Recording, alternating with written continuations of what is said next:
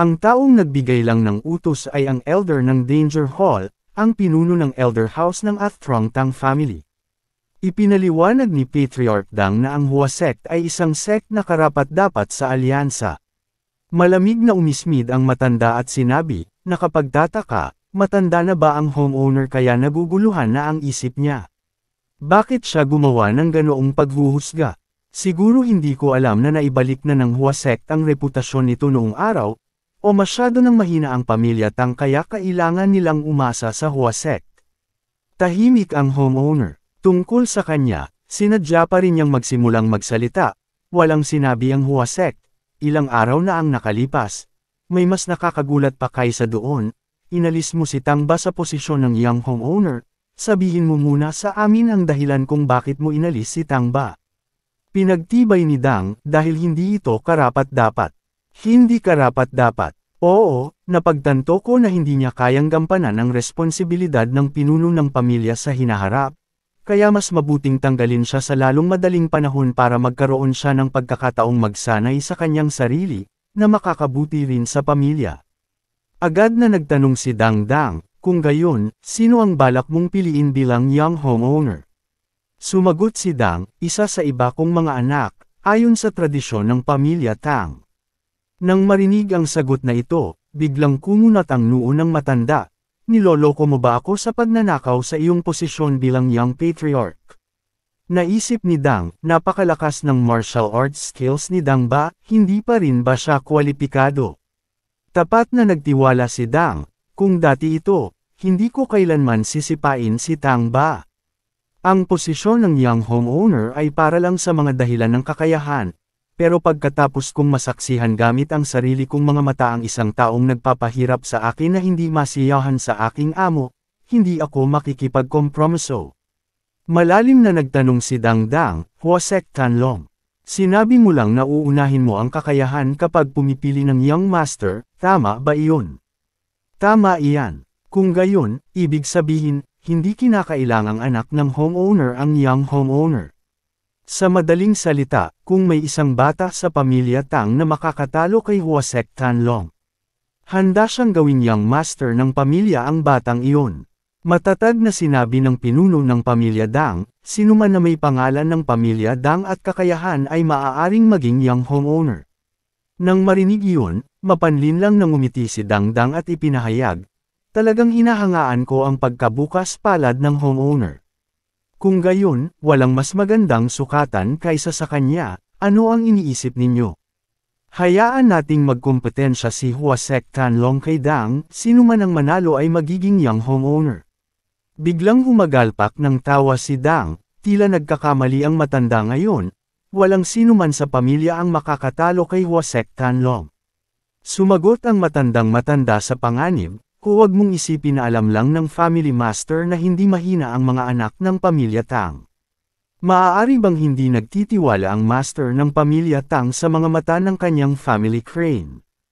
Hayaan nating magkompetensya si Tang Hawk sa batang iyon na si Chun Yayang. Nagtanong si Dang, tila gusto mo talagang maging young master ng pamilya si Tang Crane, sabi mo hindi mo papaboran ang iyong apo. Ngumisi ang matanda at sumagot, pinahahalagahan ko lang ang kakayahan.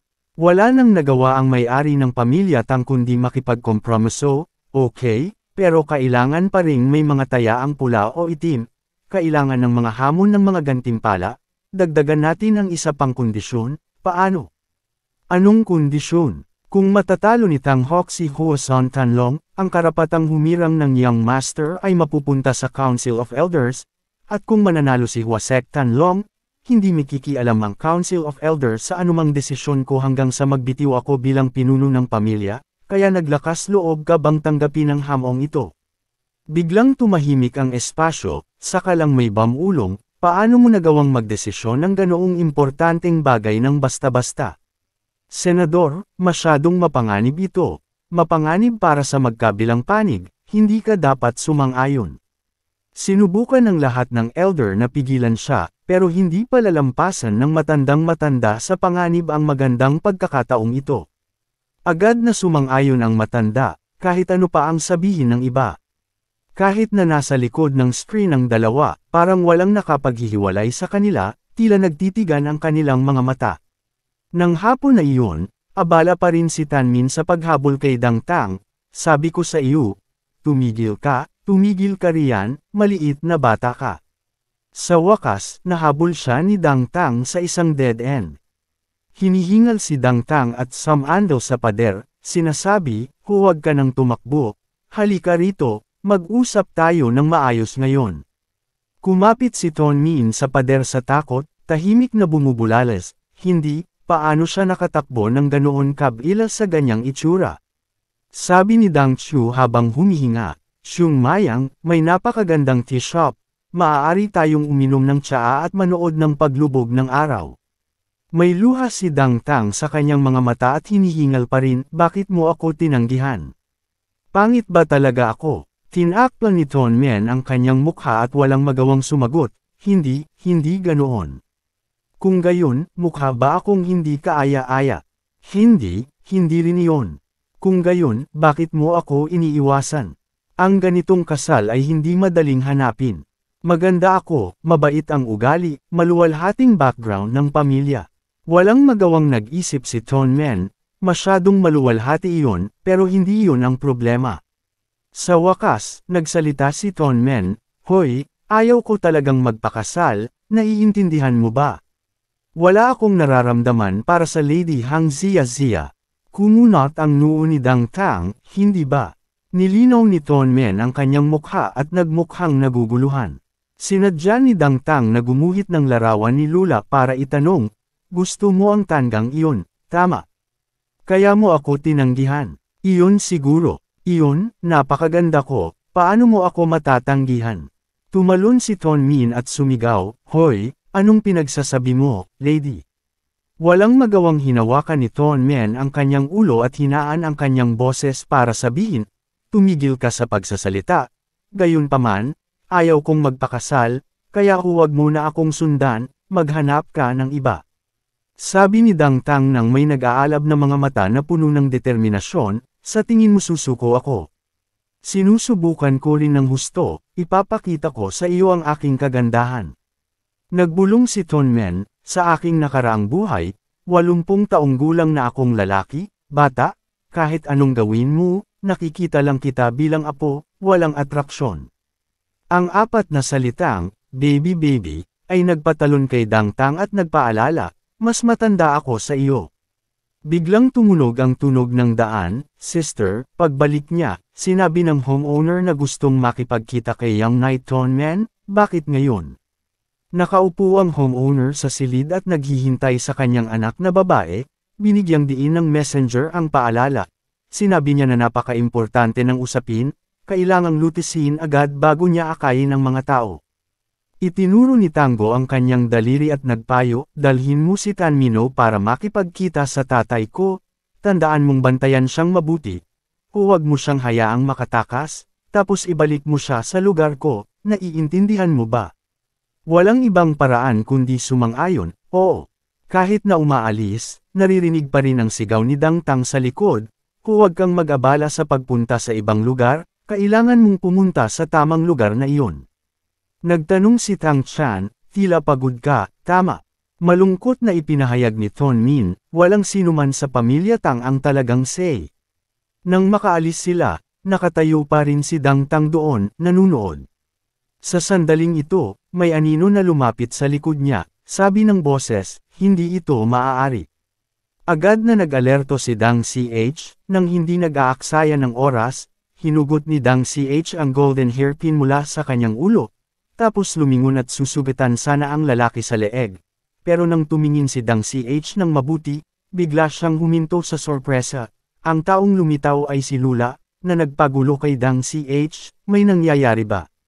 Sa kabilang banda, nakarating na si Tanmin sa family study room, hinailan niya ang isang upuan at umupo, at tumingin si Dang kay Tonmin ng mapanghusga, mukhang abala ka.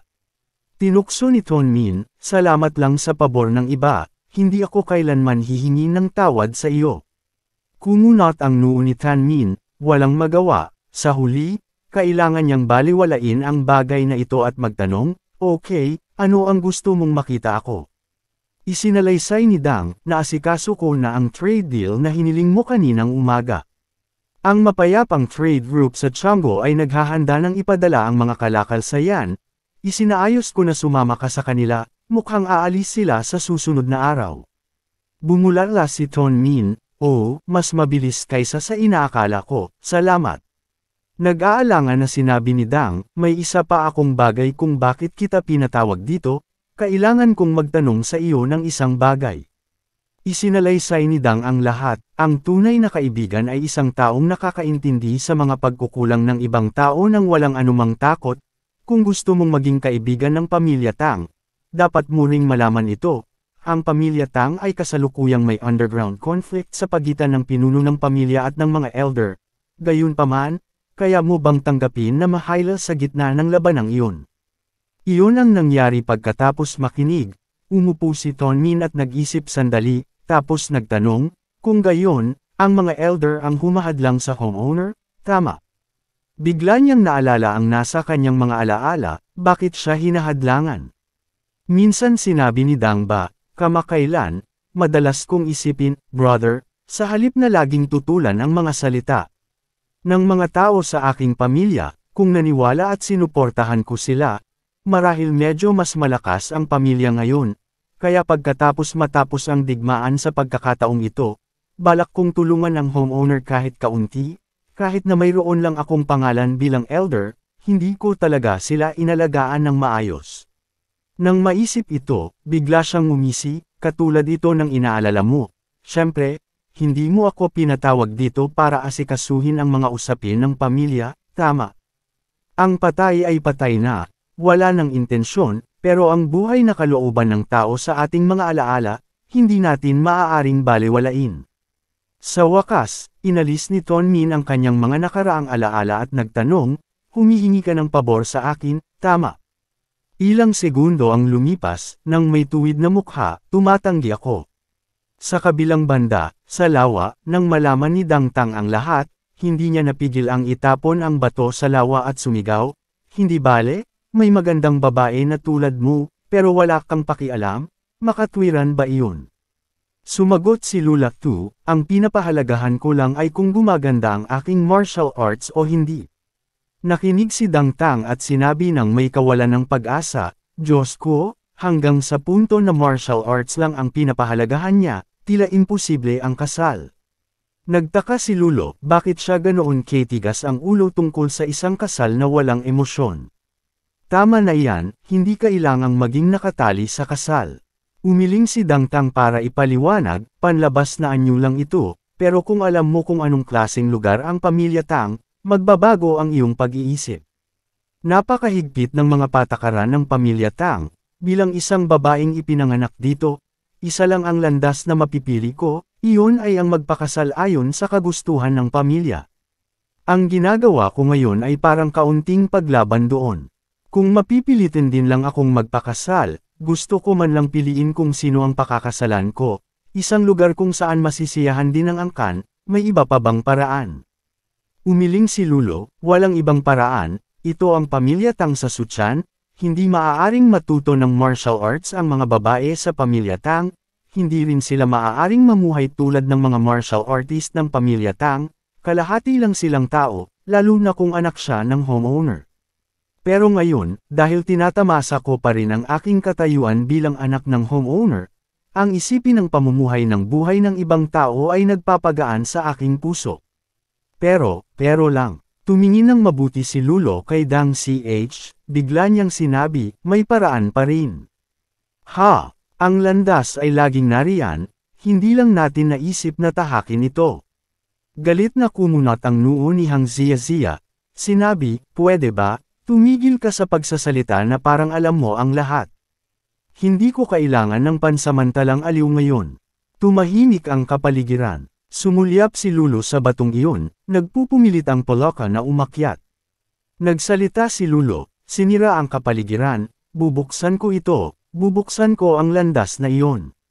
Nagulat na tumingin si Dang Chu kay Lulo, nagtanong, bakit? Bakit mo ako gustong tulungan? Sumagot si Lulo, dahil ganyan din ako dati, tapos isang araw, biglang lumitaw ang ating landas sa ating harapan, ang sarili nating landas.